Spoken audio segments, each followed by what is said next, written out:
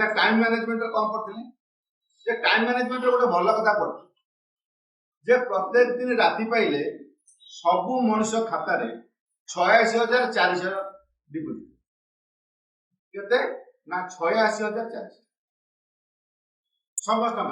मो खाता डिपोजिट होची तम खाता डिपोजिट समस्त खाता डिपोजिट अमाउंट केते ना 86,400 कंडीशन होची से दिन से 86,400 जे खर्च न कर परिबो ता पर दिन से रहबो बैलेंस ना पुन नुआ 86,400 डिपोजिट आ ये समस्त अकाउंट डिपोजिट ईश्वर का डिपोजिट केमिति ना दिन को 24 घंटा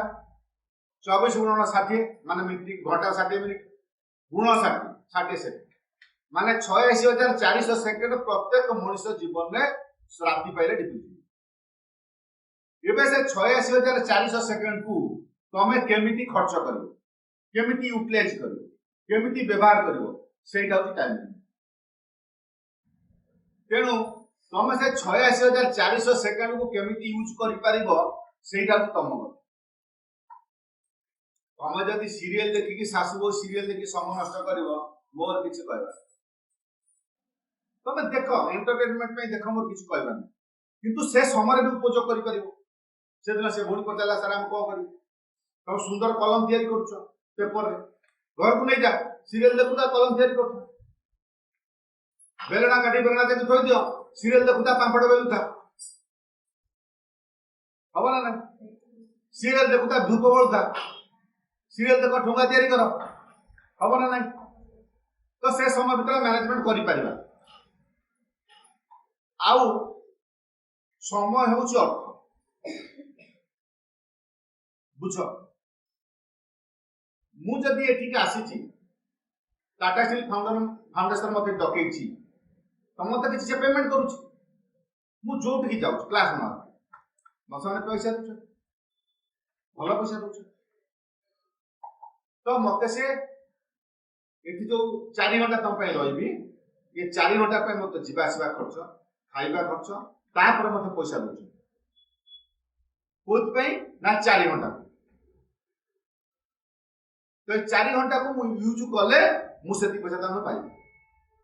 ता मो पई समय मूल्य कोन ना से 4 घंटा रो मु समय रो मूल्य होचे जेति मते टाटा स्टील फाउंडेशन दोछ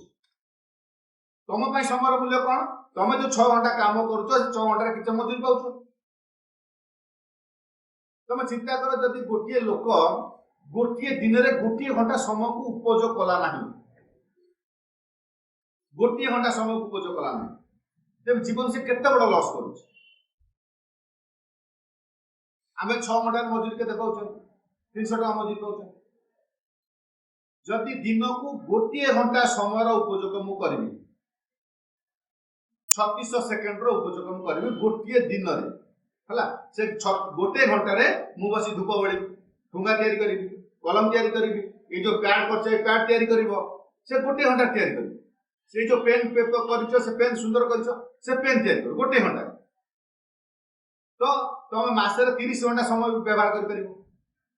वर्ष रे 365 घंटा समय व्यवहार कर परिबो ना आउ जदी तुम 6 घंटा हिसाब रे तुम कोन करो डेली मजूरी फाइनल करो गोटे वर्ष रे 91 दिन रो मजूरी तुम पाइबो गोटे वर्ष आ तार मूल्य होची जो 300 टका हिसाब करे पाखा पाखी 27,000 टका गोटे वर्ष रे रोजगार करिवो तमे से खाता तैयारी करो कलम तैयारी करो जहा करछो गोटे घंटा जत व्यवहार कलो वर्ष रे व्यवहार करि पाइबो केते ना 27,000 टका रोजगार करि परिबो ताको विनियोग करी हिसाब करो तार 2 घंटा लॉस होची जार 3 घंटा लॉस होची केते केते समय लॉस करछन किछि काम ना खाली गुली खटी करछन आ तानारे गपुछन तेणु से जो गोटे घंटा को उपयोग करा जाय पारंता आम मुंडर जो खराब चिंता पछे पसंद आ तुम चिंता कर मु कहली गोटे घंटा समय तमे गोटे दिन रे व्यवहार करि पारुछ वर्ष रे केते व्यवहार कलो 365 घंटा आ सेटा होची इक्विवेलेंट को 91 दिन रो मजूरी